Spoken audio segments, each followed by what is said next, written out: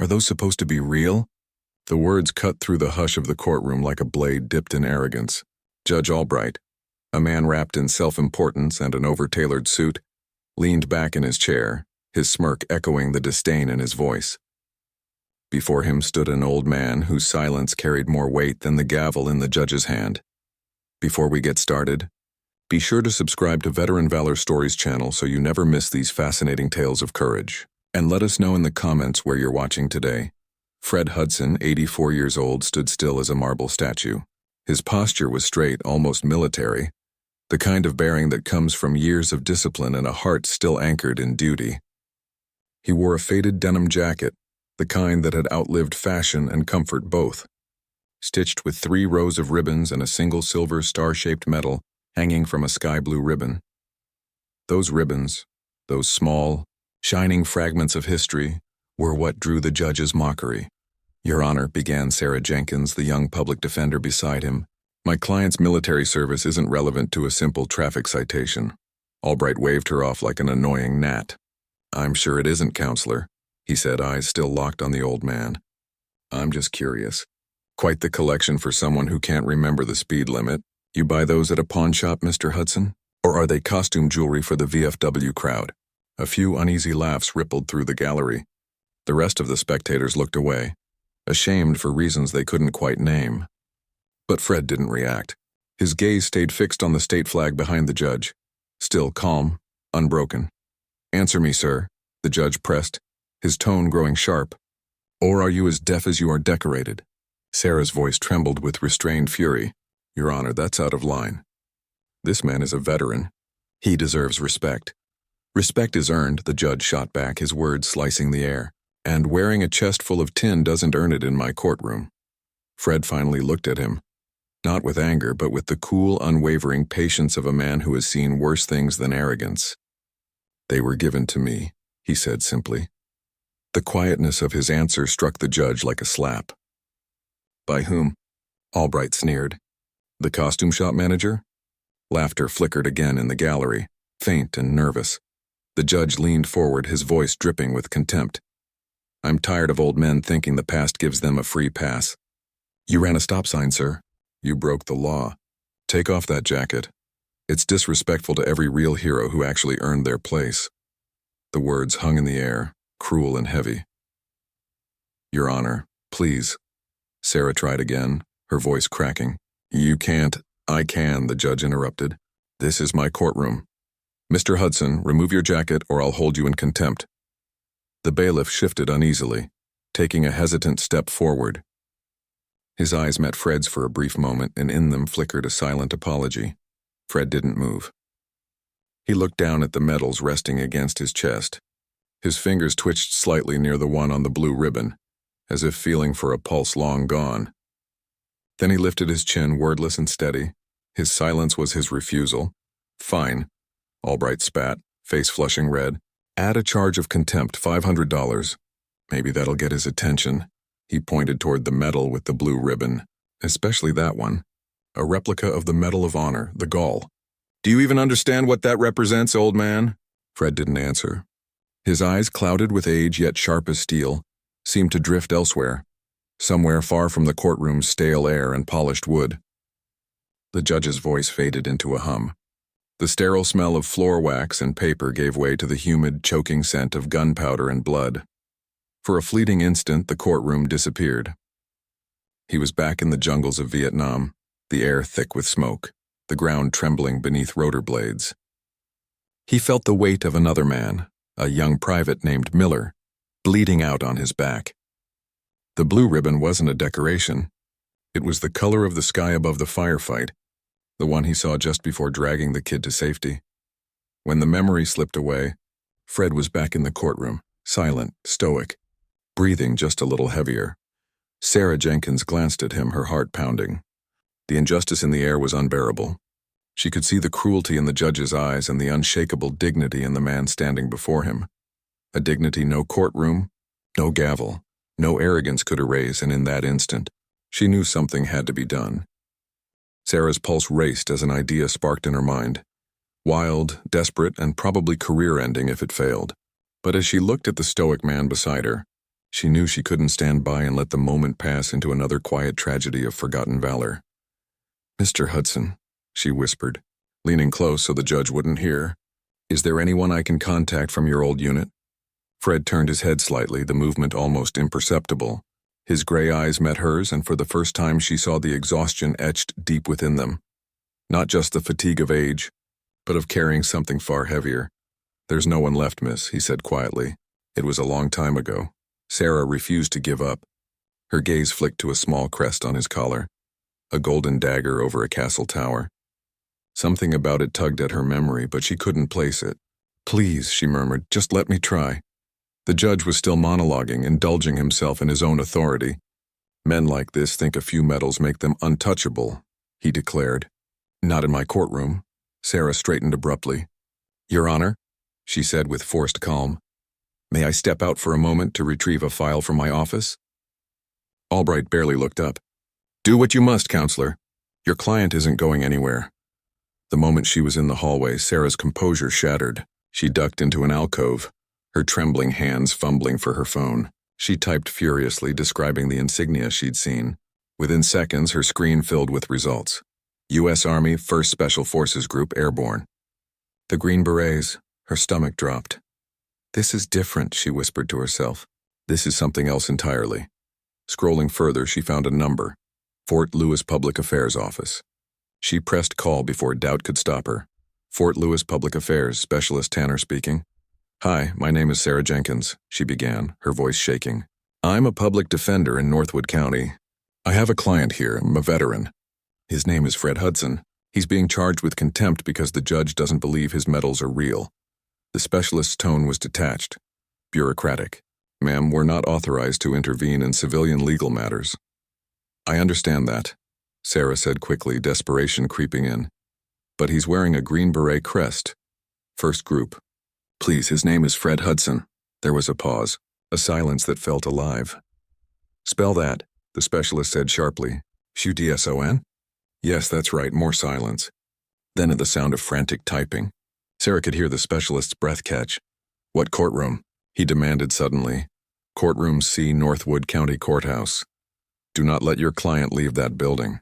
Do not let anyone take him anywhere. We're on our way." The line went dead. For a moment, Sarah stood frozen. Her phone slipped to her side as the words echoed through her mind. "We're on our way." She didn't know what it meant exactly, but instinct told her something monumental was about to happen.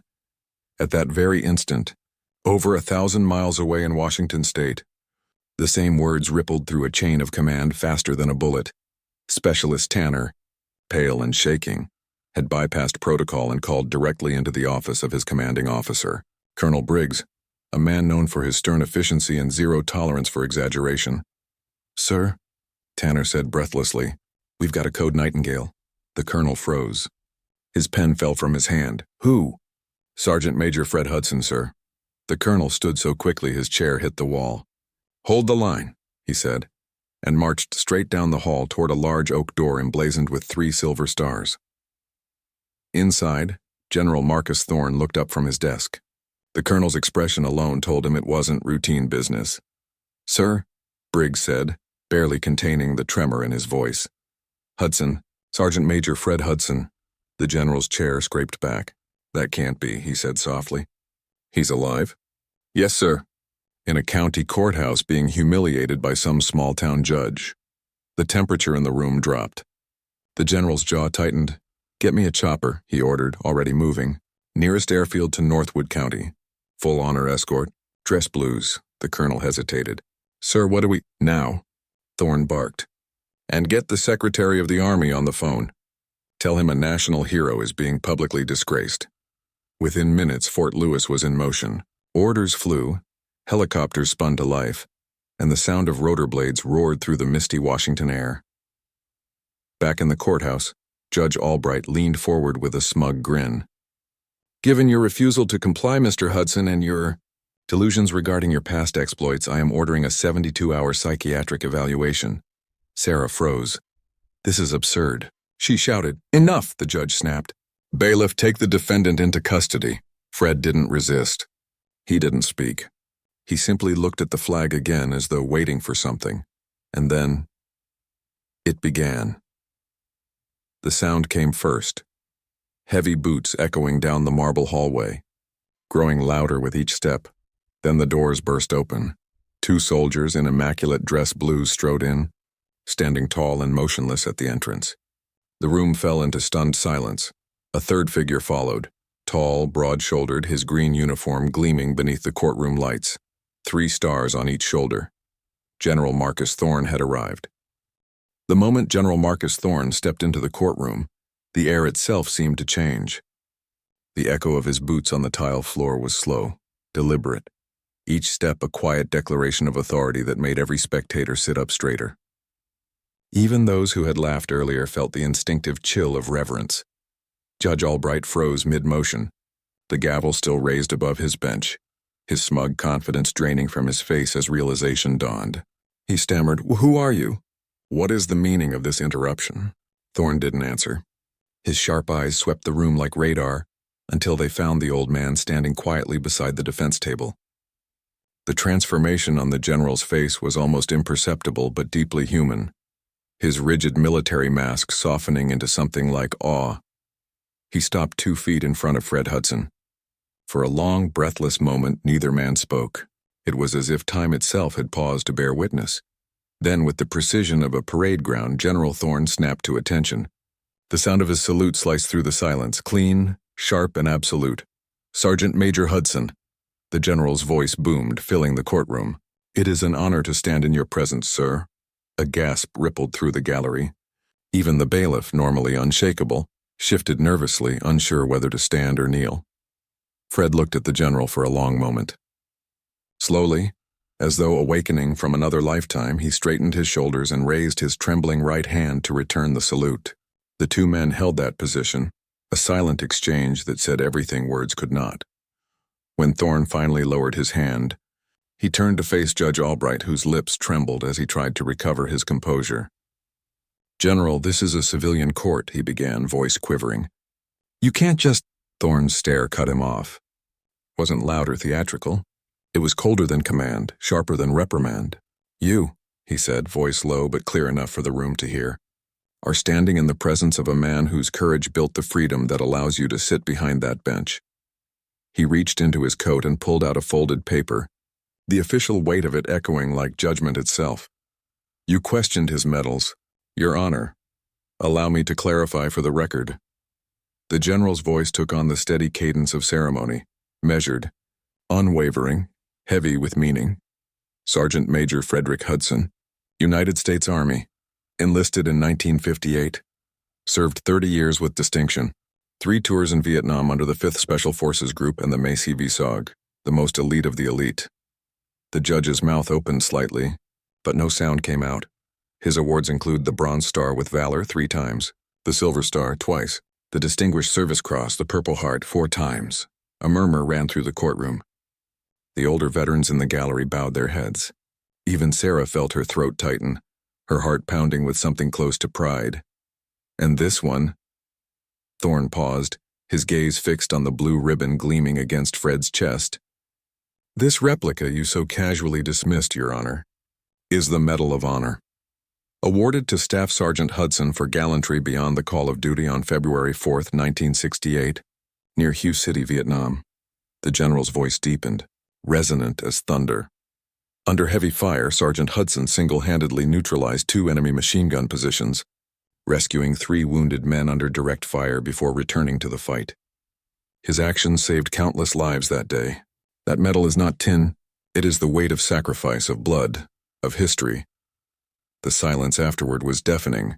General Thorne folded the paper neatly, his movements controlled, his fury contained only by discipline. "This man's jacket holds more honor than this entire courthouse combined," he said, turning his icy stare on the judge. "And you in your arrogance saw fit to humiliate him." Judge Albright's skin had gone pale, almost translucent. The gavel lay forgotten on the desk. His authority, his entire identity, was collapsing under the enormity of what he had done. Fred stood motionless, still, the same calm presence as when the ordeal began. His eyes didn't gloat, they only held quiet dignity, the same steady light that had guided him through far darker places than this. The general stepped closer to the bench, his tone dropping to a lethal quiet. As of this moment, Your Honor, the Secretary of the Army, the Governor of this state, and the Judicial Conduct Commission have been notified of your actions. Your treatment of a Medal of Honor recipient is a disgrace that will not be forgotten. The judge swallowed hard. His voice cracked. I didn't know. That, Thorne said, his jaw tight, is precisely the problem. For several long seconds, no one moved. Then Fred reached out gently and touched the general's arm. Marcus, he said softly, the name carrying decades of unspoken history. Let it be. Thorne turned, his anger giving way to confusion. Fred looked toward the trembling judge, not with vengeance but with compassion. He's a man who made a mistake, he said quietly. A bad one. But he didn't know. The medals, they're not the point. His voice, low and steady, filled the stillness like a hymn. Respect isn't demanded with a gavel. It's something you give freely to anyone standing before you. Whether they're a general, a janitor, or a foolish old man with a traffic ticket. Even Albright couldn't meet his gaze. The weight of that humility crushed harder than any rebuke. For a heartbeat, the entire room felt suspended between two worlds. The cold sterility of the courtroom, and the ghostly heat of battlefields long gone. In Fred's mind, he was back in the jungle again, kneeling beside a captured enemy soldier no older than 20, fear written across the boy's face. Fred had handed the young man his own canteen, letting him drink. A gesture so small yet so profoundly human, and as the memory faded, he looked once more at the judge and gave a faint, weary smile. That's all there ever was to it, son. Just remembering to be human. For several moments, no one dared breathe. The quiet was heavy, sacred even, the kind of silence that exists only in the aftermath of truth. Then slowly the gallery began to stir. People who had come expecting a mundane docket of traffic tickets and misdemeanors now realized they were witnessing something far greater. Sarah Jenkins stood frozen beside her client, her heart pounding. She could feel tears threatening to rise, but she blinked them back, unwilling to break the reverence that filled the room. Across the aisle, one of the spectators, an older man in a worn veteran's cap, stood up. He raised his hand in a trembling salute. Another followed, then another. Within seconds, every veteran in the courtroom was standing, saluting the quiet old man at the defense table. Fred Hudson didn't turn to see them. He simply lowered his head slightly, acknowledging the gesture with the modesty that had defined him his entire life. General Thorne faced the judge once more. His expression had hardened again, though the fire had dimmed into something colder, controlled, procedural. Your Honor, he said evenly, the United States Army formally requests that all charges against Sergeant Major Hudson be dropped immediately. Any record of contempt, fine, or psychological order will be expunged. Do you understand me? Albright, pale and trembling, nodded weakly. Yes, General. Of course. Thorne stepped closer, his presence towering. And I will personally ensure that a transcript of this proceeding finds its way to the appropriate authorities. This isn't about punishment anymore, Your Honor. It's about accountability. The judge's lips quivered. He managed a barely audible, I understand. But Fred's voice interrupted him, calm, low, steady. No, Marcus, he said gently. Don't ruin the man. Thorne turned to him, disbelief flickering across his face. Fred? He didn't know, Fred repeated. Now he does. That's enough. He looked at the judge with that same soft, unwavering expression, the look of a man who had faced the worst of humanity and somehow come back with forgiveness still in his hands. You see, son, he said quietly, honor isn't about medals or titles. It's about how you carry yourself when no one's watching. You forgot that today, but maybe this will help you remember. For the first time in his life, Judge Albright had no retort, no witty defense, no shield of authority, only shame, raw and cleansing. He nodded, unable to speak. The general's sharp voice cut the silence again, addressing the bailiff. Remove those contempt charges from the record and escort Sergeant Major Hudson out of this courtroom with full respect. The bailiff, the same man who had hesitated earlier, straightened his posture and saluted. Yes, sir. Fred gave a faint smile, nodding once in acknowledgement. Then he turned to Sarah Jenkins. Thank you, miss. You did right by me. Sarah's voice wavered. It was the least I could do. Outside, the afternoon sun flooded the courthouse steps. The crisp sound of boots echoed behind them as the honor guard formed two neat lines, each soldier standing rigidly at attention. As Fred walked between them, the general following a half-step behind, every man and woman in uniform raised their hands in salute. A local reporter, pale and wide-eyed, scrambled to capture the scene with his camera. The shutter clicked rapidly, freezing a moment that would soon travel across the country. When the flashbulbs faded, General Thorne turned to Fred. "You always did have a way of turning chaos into history," he said with a half-smile. Fred chuckled softly, the sound weary but warm. "Wasn't me," he said. "Just the way things happen when truth finally walks in." They stood together for a moment under the wide American sky, two men bound not by rank or time, but by a shared understanding few could ever know. Back inside the courtroom, Judge Albright sat alone at his bench long after everyone had gone. The silence was deafening now. He looked at the empty chair where Fred had stood, then down at his own hand, still trembling. For the first time in years, the robe he wore felt unbearably heavy. He whispered to no one, "God help me. What have I done?" That night the story exploded. The photo, the three-star general saluting an unassuming old veteran, spread across television screens, newspapers, and social media feeds within hours. By morning, every major outlet in the country had picked it up. Courtroom hero, general salutes decorated veteran after judge's disrespect. Public outrage was swift and merciless. Editorials condemned the arrogance of power and celebrated the humility of service. The governor called for an investigation. The Judicial Conduct Commission convened an emergency session. Within a week, Judge Albright was suspended pending review. By month's end, he had quietly resigned. But Fred Hudson wanted no part of the spectacle. While the world argued and applauded, he went back to the only life he'd ever wanted, a quiet one. His motorcycle, his small home on the edge of town, and his Tuesday morning coffee with the same three friends who never asked about the war. When the state sent him an official apology, signed by both the governor and the Secretary of the Army, he didn't even open it. He just smiled faintly, folded it once and tucked it into the glove compartment of his old truck. "Paper doesn't change much," he murmured. "People do." About a month after the incident, on a soft spring morning that smelled faintly of rain and motor oil, Fred Hudson sat in his usual booth at the diner on Main Street.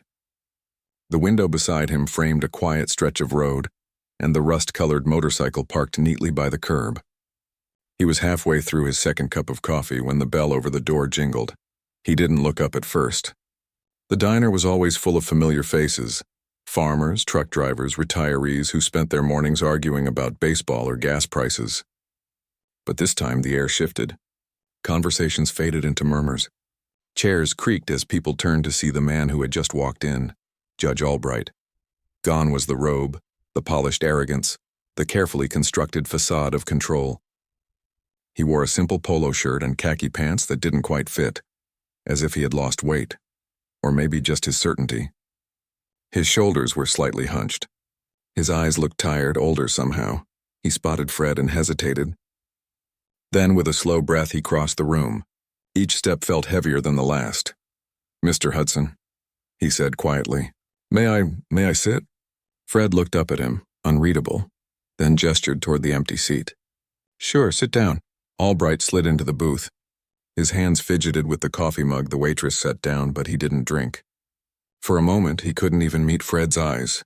"I wanted to apologize," he finally said, the words scraping out of him like gravel. "What I did in that courtroom was unforgivable. I disrespected you. I disrespected what you stood for. I can't undo it, but I needed to say it." Fred took a slow sip of his coffee before answering. His gaze was steady but not unkind. "You lost your seat on the bench?" Albright nodded. "Resigned before they could make it official." Fred hummed softly. "Good," he said after a moment. The word wasn't cruel. It was simply honest. A man shouldn't hold a job if he's forgotten what it's for. Albright winced, but Fred pushed the menu across the table toward him. "The coffee's good here," he said gently. "You'll like it." For the first time since that day, Albright smiled, a small, almost broken smile. He picked up the menu, nodded, and whispered, "Thank you." They sat in silence, the kind that heals. Across the diner, a young boy whispered to his mother, pointing at the old man by the window.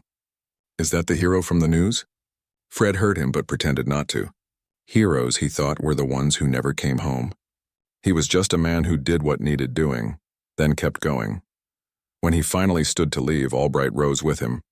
"Mr. Hudson," he said quietly, "I don't deserve your kindness." Fred smiled faintly, "Then learn to earn it." He left a few dollars on the table and walked out into the morning light, the sound of his boots soft against the pavement. The motorcycle's engine growled to life, steady, familiar, alive. He pulled on his old denim jacket, the same one that had caused so much trouble, and for a moment his hand brushed the blue ribbon on his chest. He thought of Miller, the boy from Ohio who hadn't made it back, and the countless others whose names would never appear in headlines or speeches. The medal didn't belong to him alone. It belonged to all of them. It was never about glory. It was about remembrance. As he rode out of town, the wind caught the corner of the jacket, lifting it just enough for the sunlight to glint off the medals. For anyone watching, it was only an old man on a motorcycle disappearing down an empty road. But for Fred Hudson, it was something quieter, deeper, a promise kept. Behind him, the town moved on. The courthouse that had once held so much arrogance now hung a framed photograph in its lobby. General Thorne saluting the veteran in denim. Beneath it, a small brass plaque read, "Sergeant Major Fred Hudson," a reminder that respect is earned not by title, but by character. Months later, when Hudson's Law passed, requiring every public official in the state to receive training on veteran awareness and respect, Fred never even heard about it firsthand. Someone mentioned it to him at the gas station and he only shrugged. "Sounds like they're learning," he said. That evening, as the sun dipped low behind the trees, Fred sat in his garage with a mug of coffee and the faint hum of crickets outside. The walls were lined with old tools, faded photos, and a dusty flag folded neatly in a glass case. He wasn't thinking about medals or fame. He was thinking about quiet things, friendship, forgiveness, and the strange peace that comes when a man knows he's finally done right by the world. And somewhere in that stillness, between the last light of day and the first breath of night, Fred Hudson smiled. Stories like Fred's remind us that true honor doesn't come from applause or recognition. It comes from grace, from humility, from doing what's right when no one's looking. If you believe in honoring that kind of quiet valor, like this story, share it with others, and subscribe to Veteran Valor Stories, where courage never fades and respect is always remembered.